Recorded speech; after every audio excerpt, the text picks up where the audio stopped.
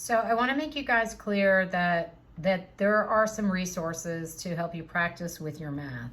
So I thought it was easiest to show you since there's no way to have a link. So all you have to do is go to modules, like we have for all our sections, right? And if we go down to, let's say, the chapter 7, you want practice with your math, click on one of the textbook link, one of the module links, right? And it comes up with this learning hub, right? So remember that you can look at resources, and there are some good like interactive things that might come up that might be curious. Like here's that interactive map. Think of the CDC maps that I put together for you. So that's all. That might also be just good stuff to do while you're learning because it's interactive. And then there are also practice questions that will pull up, and these are, don't count for any points, just if you want to test yourself before you take some of the pre-quizzes, and those come up. And then the last thing that I wanted to show you is Explore.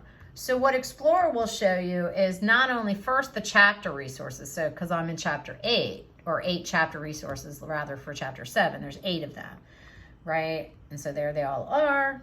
But then there's course resources. So these are course-wise. There's iProfile. And what I wanted to show you is that there are practice activities and games, okay? And some of these are actually pretty good.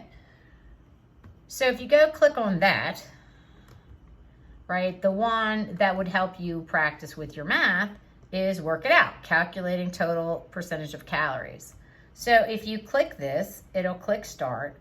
And it gives you, meal choices, and then you put in how much of each thing you wanna eat. So if you only eat the pizza, you put 2 slices. You see where it populates the grams protein of each macro. Even has beer, so you have 2 pizza and 2 cups of beer. There's the alcohol grams. So then what it asks you to do is then to put in the number of calories for those things, right? So I'm going to keep it simple to show you then what you do after. So if I eat, let's say salad, and just have salad, dry salad, right? All I get is 8 grams of carbs and 4 grams of protein. So 8 grams of carbs, calories from carbs would be 8 times 4 is 32, right?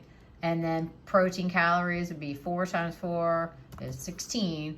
And then there's no calories from fat and no calories from alcohol, right? So then all you do is page through check answer, that's correct, check answer, that's correct, check answer, that's correct, check answer, that's correct. Then how many calories is in the total meal, right? 16 plus 32 is what, 48. So there's 48 calories in the salad. I check answer, and then, okay, everything's good. Now, obviously, if it's wrong, it'll tell you it's wrong.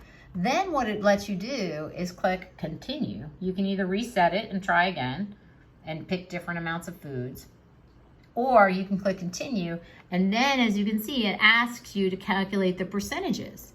So then you're like, okay, how much percentage of calories is this from carbohydrates? And as we learned in class, you would divide the calories from carbs divided by the total calories, and you put percentages in there, and then it tells you your answer. So you can play around with different amounts of any of these foods, one or a combination of them, and keep checking your ability to do this kind of math.